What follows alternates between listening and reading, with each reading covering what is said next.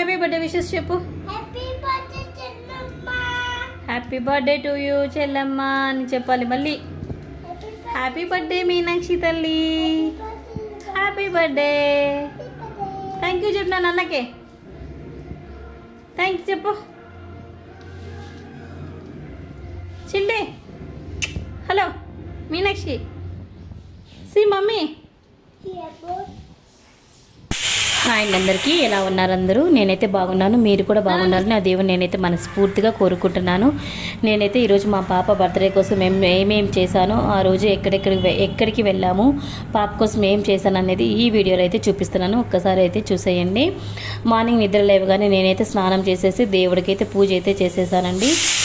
ఇంకా పాప బాబు ఇంకా వాళ్ళ డాడీ అయితే ఇంకా నిద్ర లేవలేదు. సో వాళ్ళ నిద్ర లేవగానే నేను చపాతీ పిండి కలుపుకొనేసి చిక్కుడుకాయ తాలింపు కోసం చిక్కుడుకాయలు కూడా వలుచుకొని పక్కన పెట్టుకొని చిక్కుడుకాయలు తాలింపు అయితే చేద్దాం అనుకుంటే కరెంట్ అయితే పోయింది.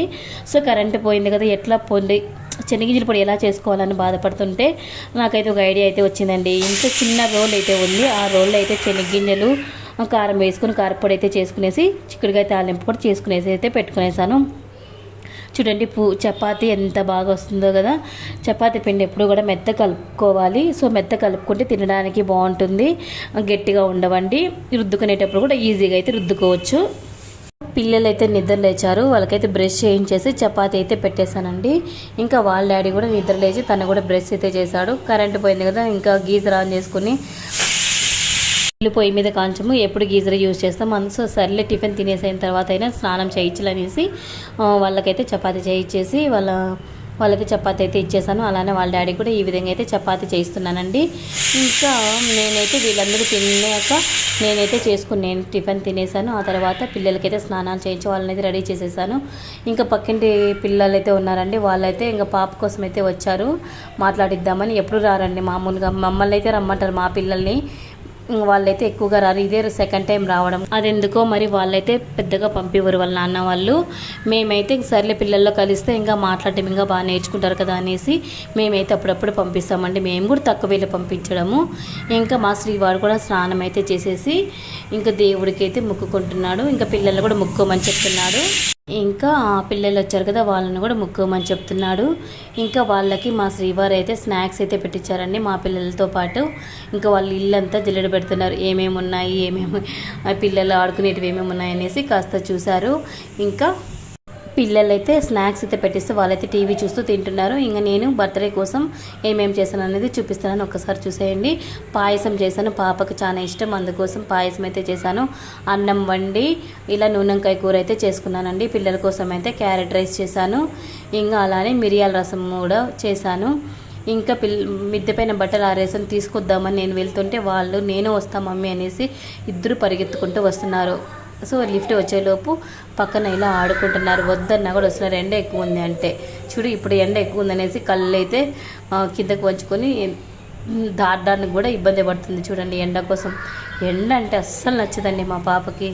మా పాప డ్రెస్ ఎలా ఉందనేది కామెంట్ సెక్షన్లో కామెంట్ చేయండి. అలానే మా పాపకు బర్త్డే విషెస్ కూడా విష్ చేయండి, ఓకేనా? ప్రతి ఒక్కరు చూసిన వాళ్ళందరూ కూడా.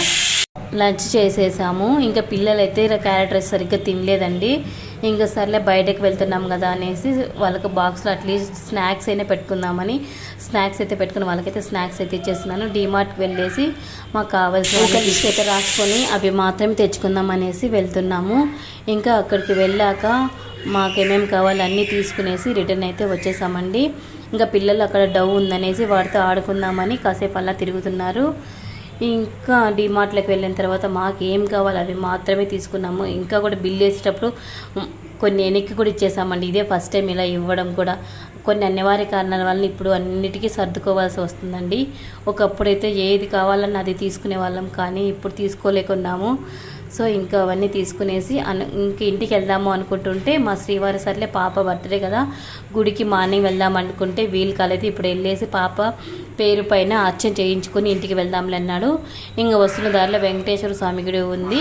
సో అక్కడికి వెళ్ళి టెంకాయ కొట్టుకొని పాప పేరు మీద అర్చన చేయించుకునేసి అయితే వెళ్ళాము ఇంటికి. ఇంకా పాప చూడండి దేవుడి దగ్గర దండం పెట్టుకోమంటే దండం పెట్టుకోమకన్నా ఆలోచిస్తూ ఉంది. ఇంకా స్వామివారు వచ్చేసరికి కొంచెం లేట్ అయింది. అక్కడ వాళ్ళు పూజలు చేసుకుంటున్నారు. సో వెయిట్ చేసి పాప పేరు పైన అర్చన చేయించుకొని అలానే పాప బర్త్డే స్వామి దీవించండి అంటే స్వామివారు కూడా దీవించారు. వచ్చేటప్పుడు కేక్ నిన్న ఆర్డర్ ఇచ్చి వచ్చారు మా శ్రీవారు.